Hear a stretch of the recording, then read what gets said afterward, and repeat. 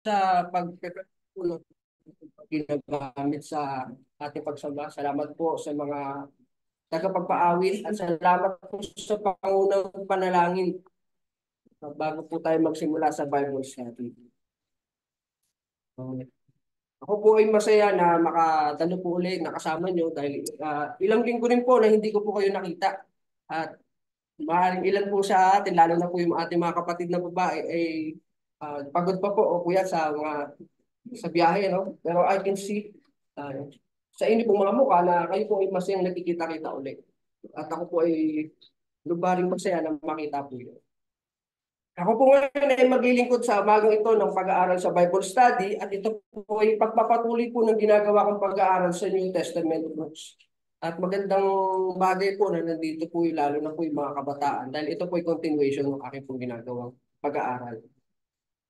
At ito po ay tungkol sa ating Panginoong Kristo kaya po napakaganda pong aralin po ito. At ito po ay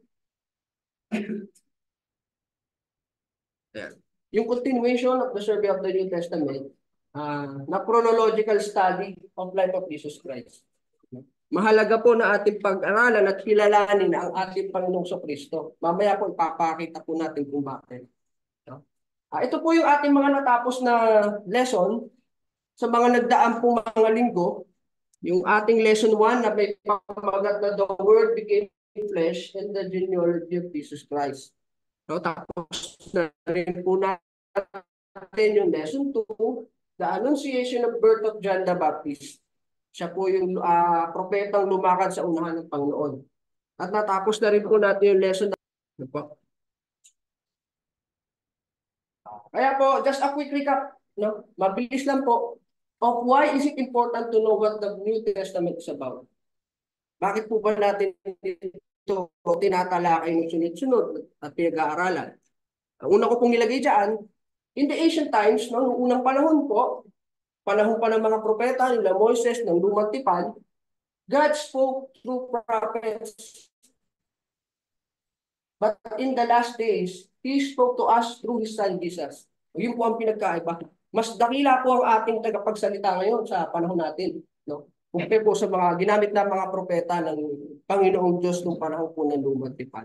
Mababasa po natin sa Hebreo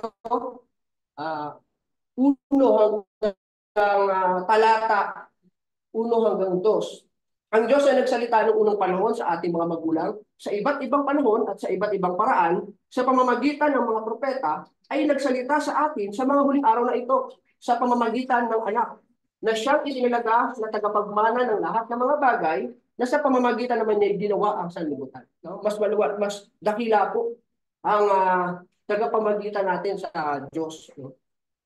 Yun po ay ang walang iba kundi ang kanyang anak ng ating Panginoong Jesucristo.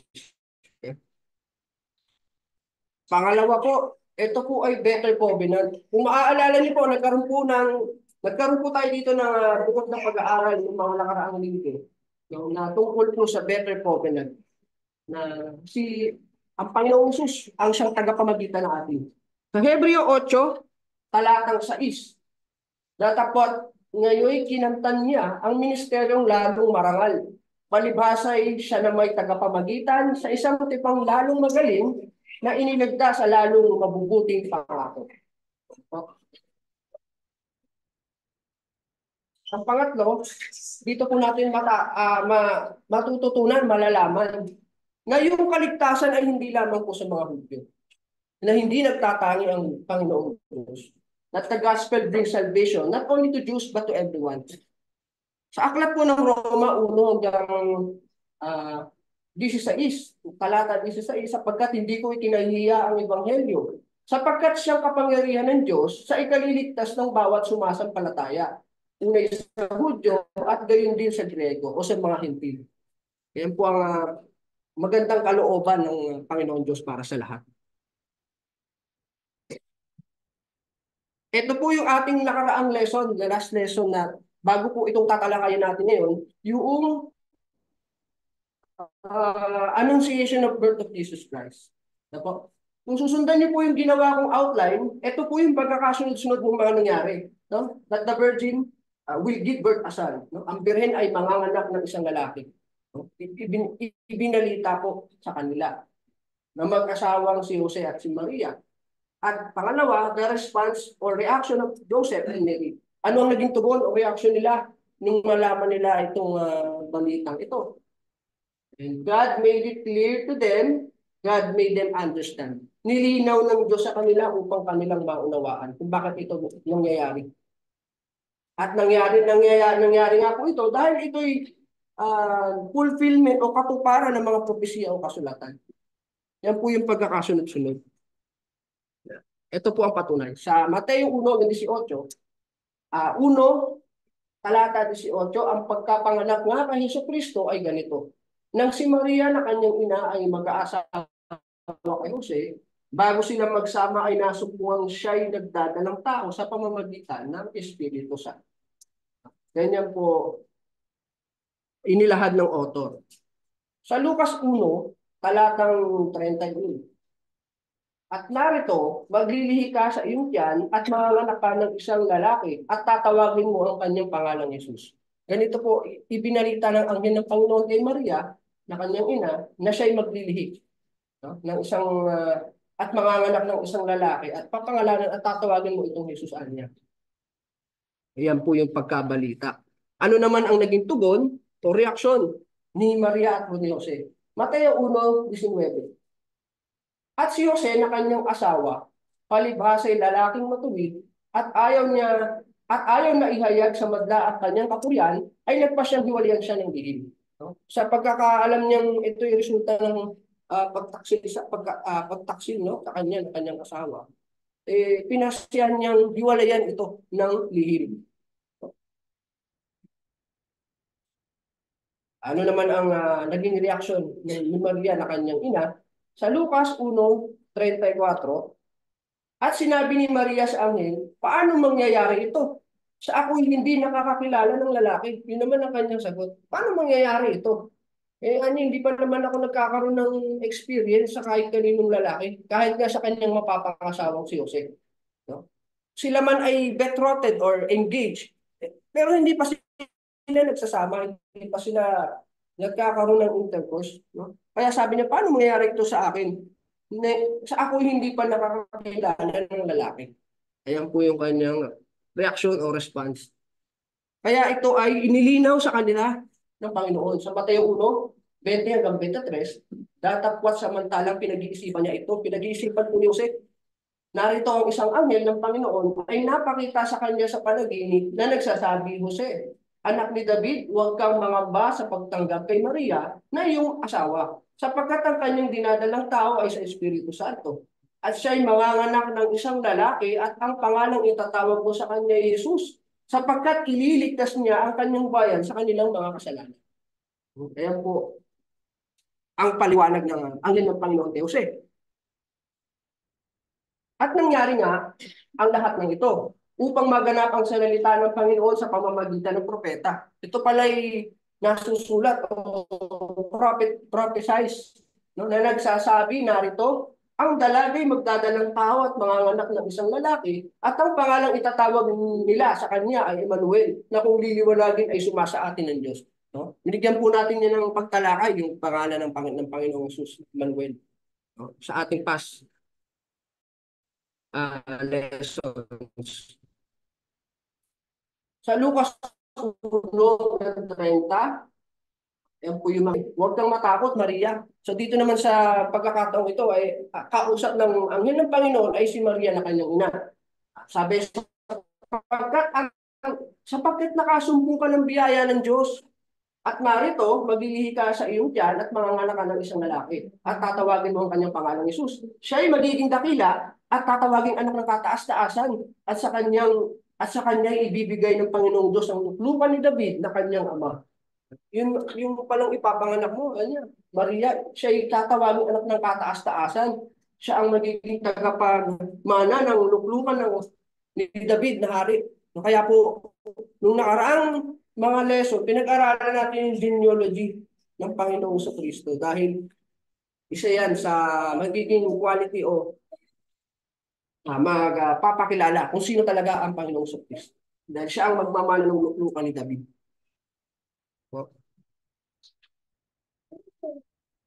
At sumagot ang anghel at sinabi sa kanya, bababa sa iyong Espiritu Santo at lililiman ka ng kapangyarihan ng kataas-taasan. Kaya naman ang banal na bagay na ipanganganak ay tatawaging anak ng Diyos. At narito, si Elizabeth na iyong kamag-anak ay naglihiri naman ng isang anak na lalaki sa kanyang katandaan. At ito ang ika-anim na buwan niya, na dati tinatawag na Baog, sapagkat walang salitang mula sa Diyos na di may kapangyarihan. No, naaalala niyo po si Elizabeth, yung yung ina po ng ni John, no, na isa ring baog at matanda ng babae. Ngunit ito'y uh, na, naging posible na manganak pa siya o magli siya ng isang anak na lalaki. Kaya ang sabi ng anghel kay Maria, parang ganito po, no? Para maniwala ka, tignan mo yung kamag-anak mong si Elizabeth, di ba? Siya baog at matanda na, ngunit siya naglilihi o nagbubuntis ng isang lalaki. Ika-anim na buwan niya na nga eh. Parang ganun po. No? Sapagkat walang salitang wala sa Diyos na may hindi kapangyarihan. No? Ito'y nangyari sapagkat ito'y katuparan ng mga propesiya at kasulatan. 1:22 ng Mateo, at nangyari nga ang lahat ng ito upang maganap ang sinalita ng Panginoon sa pamamagitan ng mga propeta na nagsasabi, narito ang lalaki magdadalang tao at manganganak ng isang lalaki, at ang pangalang itatawag nila sa kanya ay Emmanuel, na kung liliwanagin ay sumasa atin ang Diyos. No? At nagbangon si Jose sa kanyang pagkakatulog at ginawa niya ang ayon sa ipinag-utos sa kanya ng anghel ng Panginoon at tinanggap ang kanyang asawa. Hindi niya tinuloy yung kanyang pakikipag-iwalay. At hindi nakilala niya hanggang sa maipanganak ang isang lalaki at tinawag niya ang kanyang pangalang Jesus. Hindi niya sinipingan ang kanyang asawang si Maria hanggang sa maipanganak ang sanggol na si Jesus. Lucas 1:32-33, siya ay magiging dakila ng Panginoong Yesus at tatawagin anak ng kataas-taasan at sa kanya ibibigay ng Panginoong Diyos ang luklukan ni David na kanyang ama. At siya ay maghahari sa angkan ni Jacob magpakailanman at hindi magwawakas ang kanyang kakarian. Yan po ang Panginoon. Siya ay anak ng kataas-taasan at magmamana ng luklukan ni David. Para pong mahalaga po yan na yung nangyari sa kanya yung virgin birth, na siya pinanganak ng isang birhen. Para po yung halimbawa meron tayong mga gamit na original. Ano po? Mayroon tayong tinatawag na legit check. Halimbawa, may bag na isang kilalang brand. Meron tayong mga standards para malamang yan ay legit or talagang original. Ganun din sa mga sapatos. No? May mga expert na tumingin ng original. May standard po tayo o batayan para masabi natin original. Legit check. Ang Panginoong Hesus din o yung Messiah, yung Kristo na darating, yan po ang mga batayan na dapat na mangyari sa kanya. Siya dapat ay ipanganganak ng isang birhen. Siya ay galing sa angkan ni Haring David. Kaya po yan tinatalakay ng sumulat ng Biblia o ng aklat na ito.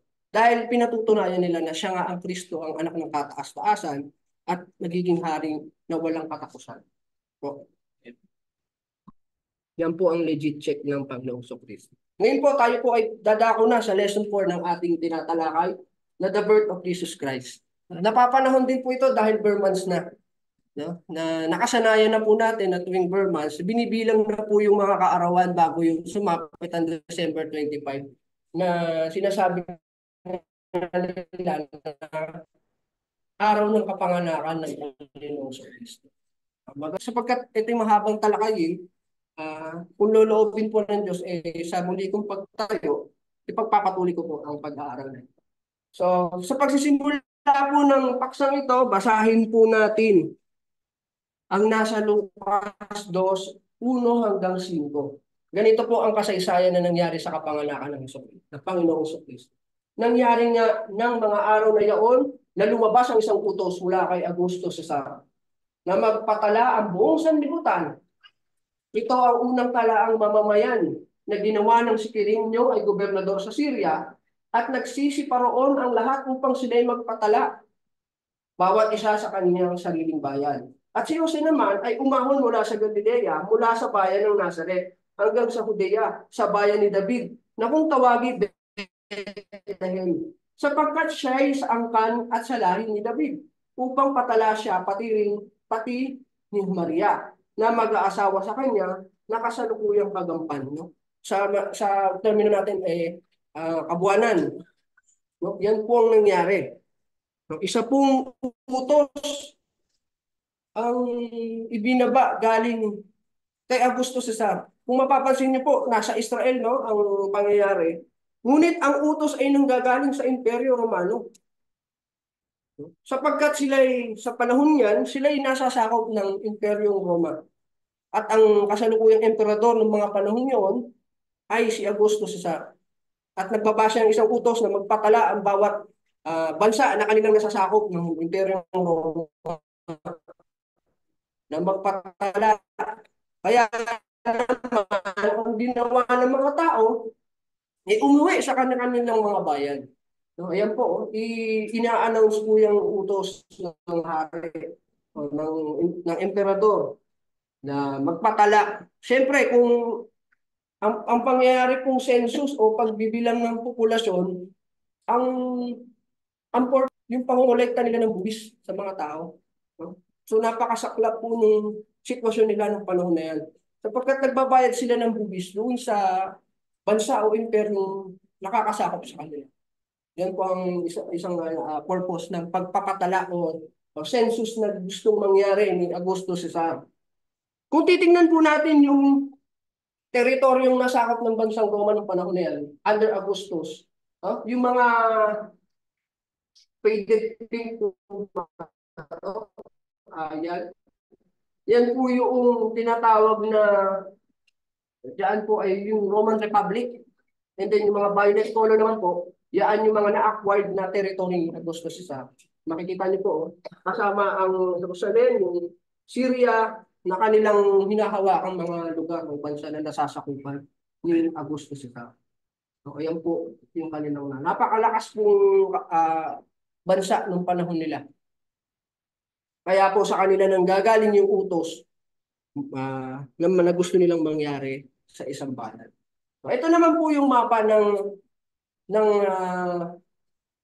Israel nung panahon po ng kapanganakan ng Panginoong Hesus. So, ang sabi po ito sa talatang binasa natin, si Maria at si Jose at si Maria ay galing ng Galilea sa Nazaret. No, papunta po sila sa bayan ng Judea na kung tawagin Bethlehem. Sapagkat doon sila talaga nakatira. Ang kanyang si David ay taga roon, no, para magpatala. No, so yan po yung kanilang nilakbay. Makikita niyo po sa mapa.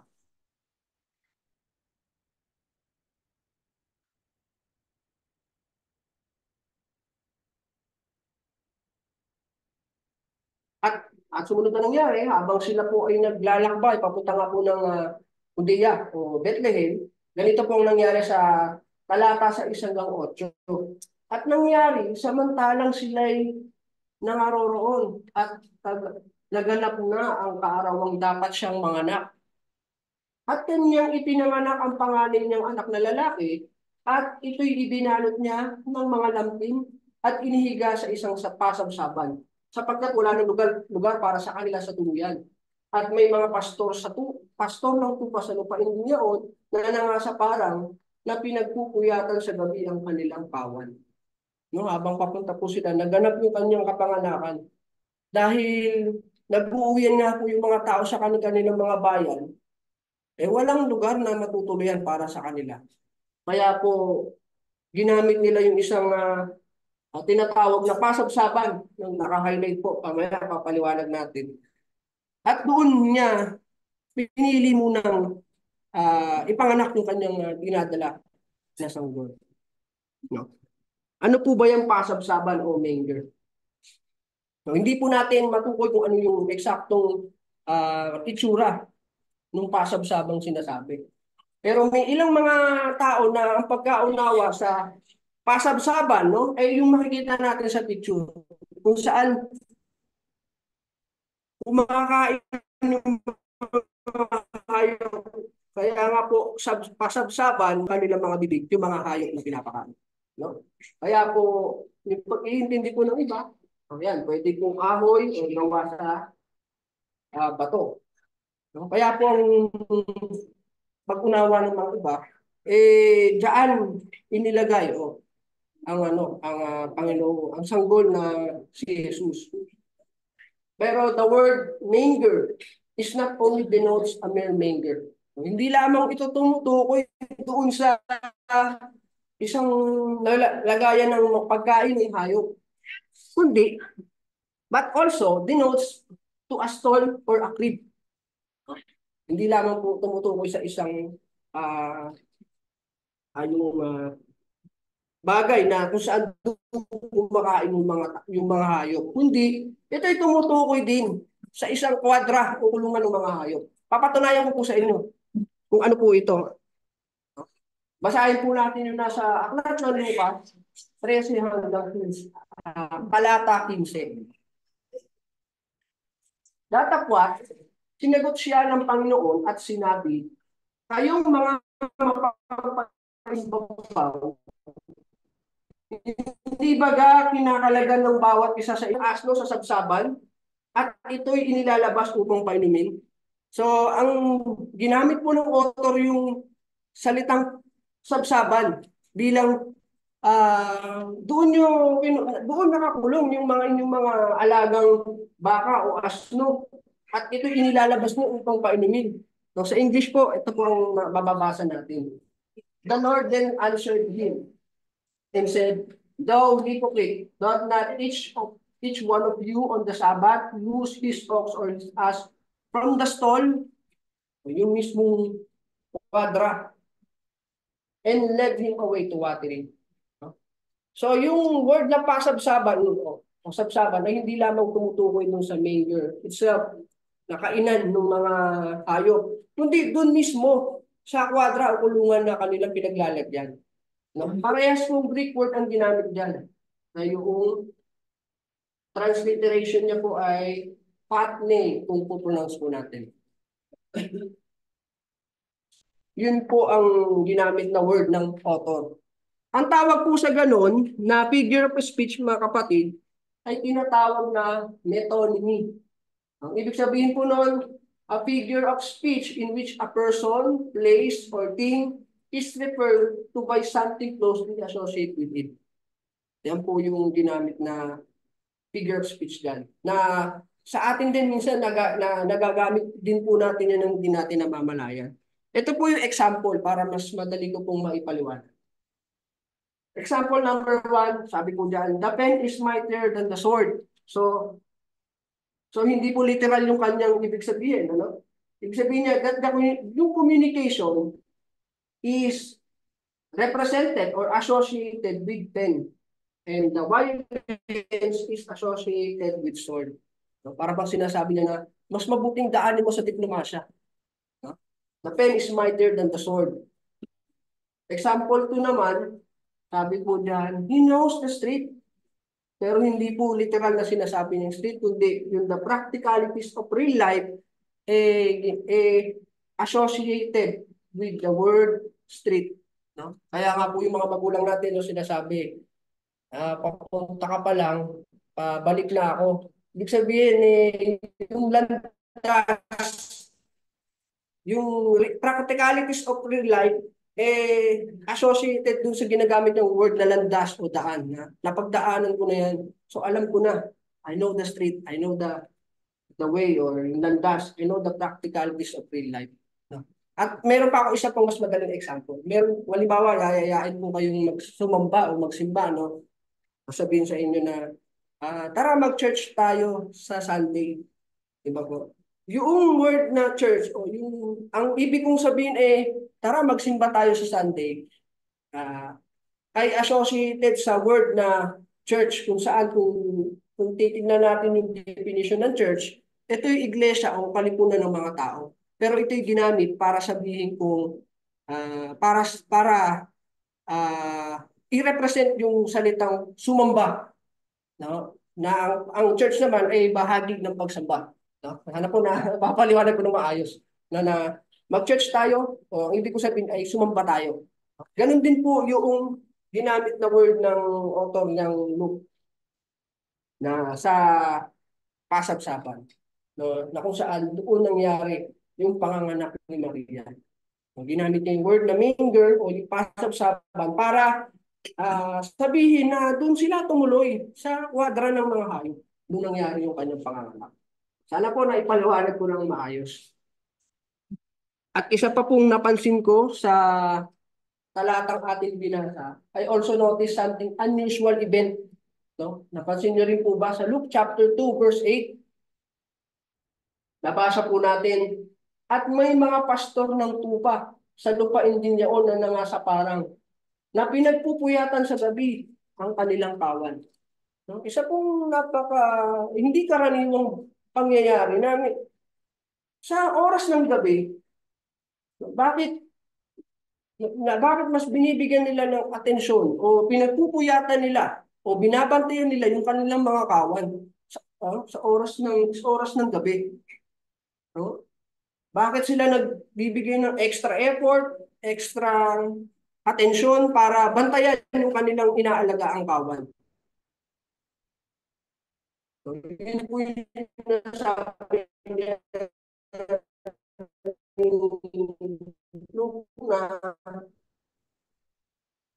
may mga pastor sa tupa na nasa labas pa, gabi na, no? Na nagpupuyat sa gabi. At po akong may dahilan kung bakit nila ito binabantayan. Kung hindi naman natin masasunod na verse. Pero possible, meron po dahilan kung bakit nila binabantayan yung kanilang kawan. No? This oras na ng gabi, bakit pa nila binabantayan yung kanilang kawan o yung mga shepherd? Alam nyo, sinerch ko po isa sa mga dahilan kung bakit binabantayan, nagpo-provide ng extra attention yung mga shepherd or farmer sa kanilang flocks. Because lambing season. Lambing season. Yan po. Lambing season is the time of year when sheep give birth to their offspring, usually during the spring months. No? During this period, farmers or shepherd must provide extra care and attention to the ewes and their newborn lambs to ensure their health and survival. No? Meron palang tinatawag na lambing season na kung saan yung panganganak pala ng mga ewes, yung mga mother sheep, no? Yun ay lambing season at usually nangyayari ito sa spring, no? Na isang season sa isang taon. At sa panahong ito, yung mga shepherd po o mga farmers of sheep, binabantayan po nila yung kanilang mga alaga. Sapagkat mga anak ito, nanood nga po ako ng mga documentaries para po dito. Dahil wala naman po ako mapagtatanong ang mga shepherd, no? Kung bakit ba nila binabantayan yung flocks nila. Okay. So nanood po ako ng documentaries and vlogs at nagbasa rin ng mga article. So yun nga po, meron lambing season. Usually spring months po. Spring nangyayari po yung panganganak ng mga ewes. At pinakita ko po sa mga video, hindi ko lang po maipakita yung picture or video dahil maselan po yung nakikitang panganganak po ng mga ewes. At tinutulungan po nilang hilahin sa panganganak dahil hindi po kayang manganak mag-isa ng mga sheep. No? Assistance with delivery in some cases, the farmer may need to assist with the delivery if the ewes is having trouble. If there are complications with the lambing or if the lamb is too large to be delivered naturally. Kaya po nila binabantayan. So hindi ko naman po pinipilit na ito po talaga yung nangyari. No? Pwede na rin po yung pag-aralan. Pero hindi ko po sinasabing ito nga sure yung nangyayari kung bakit nila binabantayan yung kanilang mga flocks nung gabing yun. No? At sinasabi nga, usually, spring months, kung titignan po natin ang seasons sa isang taon, ito po, ang spring o tagsibol, kung ikukumpara natin sa months natin based on Gregorian calendar, ang spring po ay during March, April, May. Nakita niyo po yung winter, oh, December, January, February.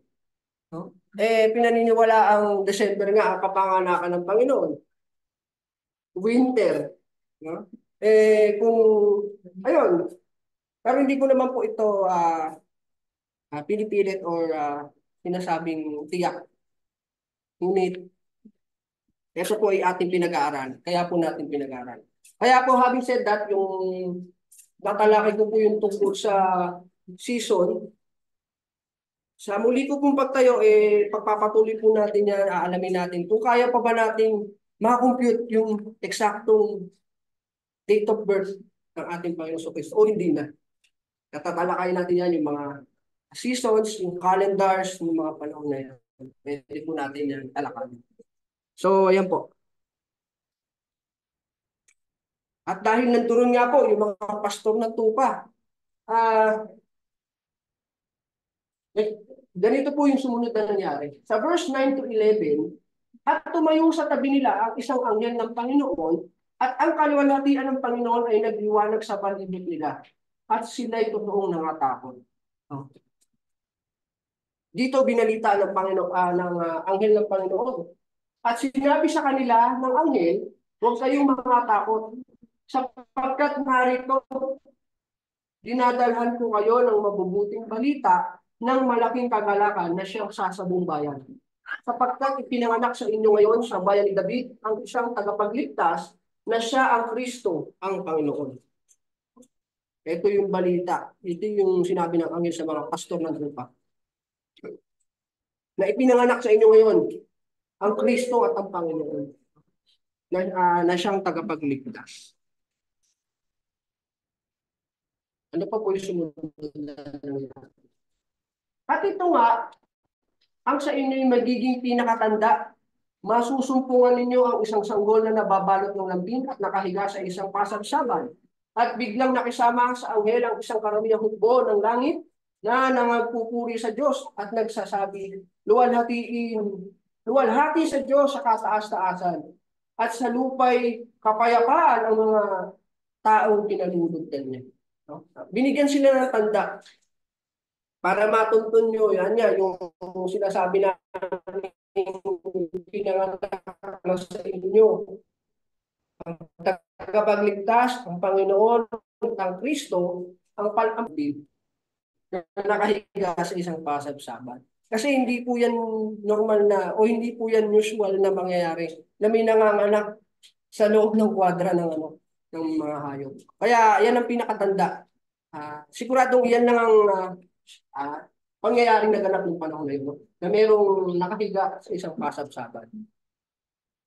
Yan ang pinakatanda na binigay ng anghel sa mga pastor ng mga tupa. Kaya po pinuntahan po nila yan. Tuloy lang po natin yung pagbabasa. Verse 15 to 17. At nangyari, nang lisanin sila ng mga anghel at nangapasalangit. Ang mga pastor ay nangagsang-usapan. Magsiparoon nga tayo ngayon hanggang sa Bethlehem. At tignan natin itong nangyari na ipinagbigay alam sa atin ng Panginoon. At sila'y dali-dali nagsiparoon at nasumpungang kapwa si Maria at si Jose at ang sanggol na nakahiga sa pasabsaban. At nang makita nila yaon, ay inihayag nila ang mga sinabi sa kanila tungkol sa sanggol na ito. Sinabi sa kanila yung nababasa natin sa verse 11. Yung binalita sa kanila ng Panginoon, anghel ng Panginoon. No? Yung sinabi doon na, sapagkat ipinanganak sa inyo ngayon sa bayan ni David ang isang tagapagligtas na siya ang Kristo ang Panginoon.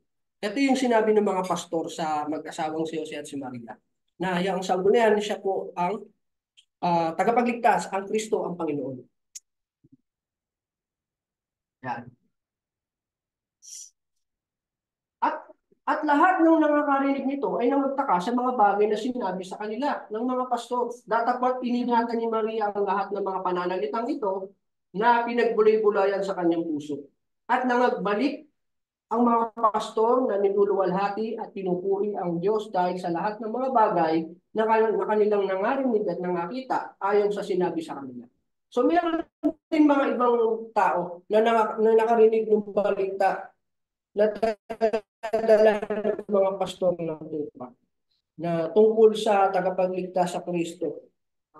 At sila, sabi nga po dyan, sila ay nagtaka sa bagay na ito. Ngunit si Maria, iningatan niya ito sa kanyang puso. Pinagbulay-bulayan niya yung mga salitang na balita galing sa pastor ng mga tupa. At doon nga, nagbalik na po, nagbalik ang mga pasto. Nung nagsiuwi na po sila sa kanilang mga bayan, naniluluwalhati at pinupuri ng Diyos dahil sa lahat ng mga bagay na kanilang narinig, nakita, ayon sa sinabi sa kanila. No? Ayan po yung siguro unang part ng ating pagtalakay sa the birth of Jesus Christ na mga nangyari sa panahong kapanganakan niya. Nasusunod po na kung loloobin po, nasusunod po ng aking pagtayo, pagpapatuloy ko po yung aking mga naiwang mga talata tungkol sa panahon ng kapanganakan ng ating Panginoong Kristo. With that, maraming salamat po sa inyong atensyon at ipagpapatuloy ko po ito. Meron pong tanong sa